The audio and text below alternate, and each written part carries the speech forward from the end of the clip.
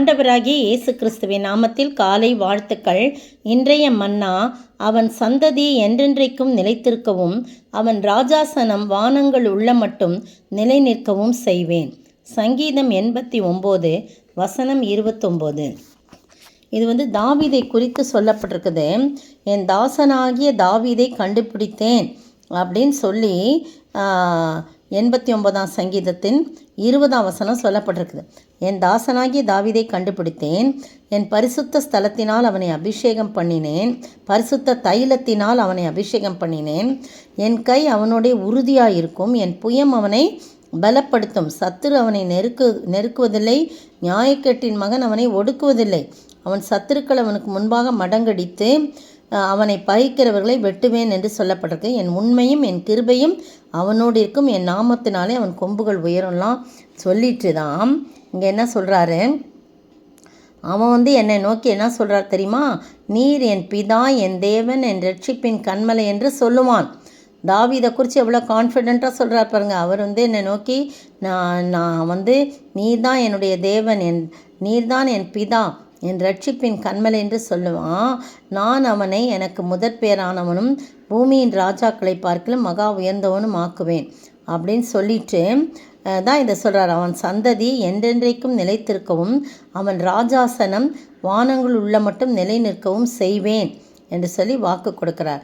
பார்த்திங்கன்னா அவனுடைய ராஜாசனத்தை குறித்து தாவீது சாலமோன்கிட்ட சொல்லும்போதும் அப்படி சொல்கிறார். 1 ராஜாக்களின் புத்தகத்தில் நம்ம வாசிக்கலாம் 2:3.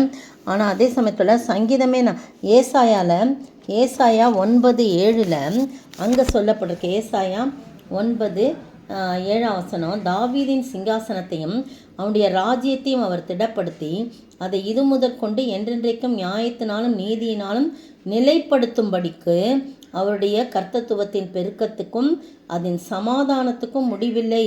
சேனைகளுடைய கர்த்தருடைய வைராக்கியம் இதை செய்யும் அப்படின்னு சொல்லி தாவீதின் சிங்காசனத்தை குறித்து அது நிலைப்பட்டிருக்கும், நிலையாக இருக்கும்னு சொல்லி சொல்கிறார். அதே மாதிரி பார்த்திங்கன்னா எரேமியா 33:17 பாருங்களேன்.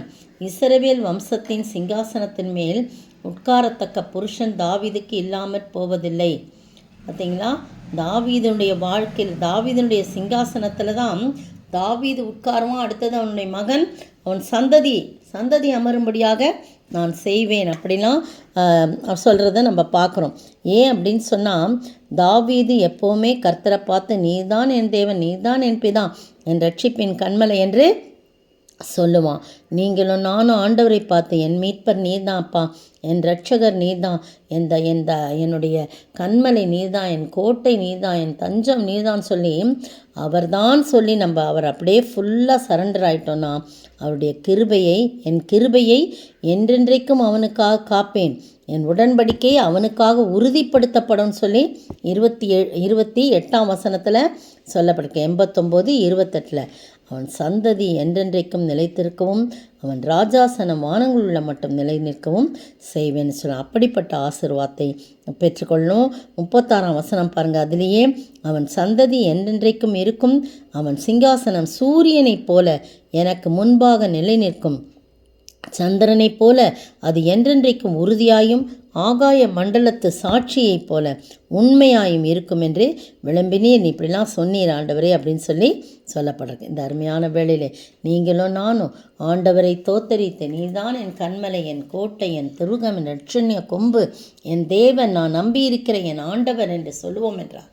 கர்த்தர் நம்முடைய வாழ்க்கையும் கூட நிலை நிற்க செய்து அநேகருக்கு ஆசீர்வாதமாய் மாற்றுவார். அப்படிப்பட்ட ஆசீர்வாதத்தை நாம் பெற்று வாழ ஆண்டவர் தாமே கிருபை செய்வாராக. மீட்பரே என் ரட்சகா, என் தேவனே என் கேடகம், நான் நம்பின என் கோட்டையும் என் துருகமும் நீரே, நான் நம்பின என் கோட்டையும் என் துருகமும் நீரே.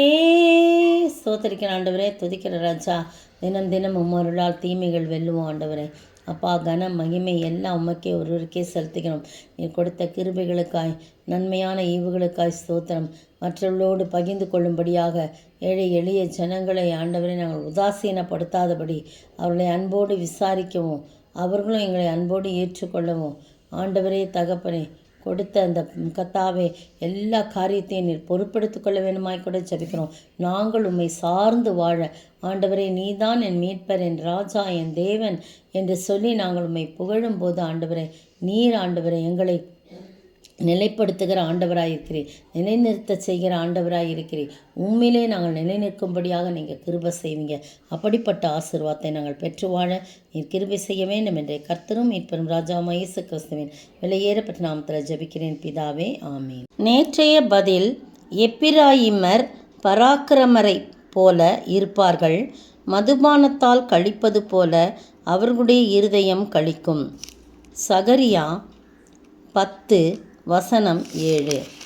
இன்றைய கேள்வி: நான் எதை எடுத்து அவற்றிற்கு என்ன என்று பெயரிட்டேன்? நான் எதை எடுத்து அவற்றிற்கு என்ன என்று பெயரிட்டேன்?